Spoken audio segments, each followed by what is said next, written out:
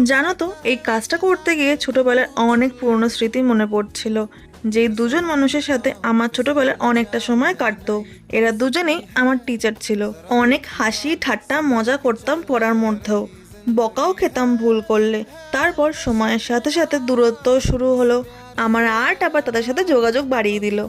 এই দুজন হলো, একজন আমার ছোটবেলার টিচার, তার মেয়েরই ওয়েডিং উপলক্ষে এই আলপনাটা তাদের বাড়িতে ফুটিয়ে তোলা। কাজ করতে করতে কত পুরনো কথা নিয়ে মজা করছিলাম। কাজটা একটু টাফ ছিল কিন্তু অনেক মজাদার ছিল।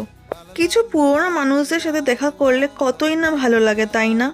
এই বিয়ে উপলক্ষে আমি আরও কাজ করেছিলাম, সেইগুলি সিরিজে দেখে নিয়েছো তোমরা। যারা দেখোনি তারা দেখে আসতে পারো, আমার ইউটিউব অ্যান্ড ইনস্টাতে আপলোড করা আছে।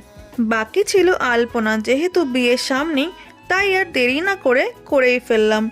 এখনও আরও একটা কাজ বাকি আছে, তোমাদের সাথে শেয়ার করব।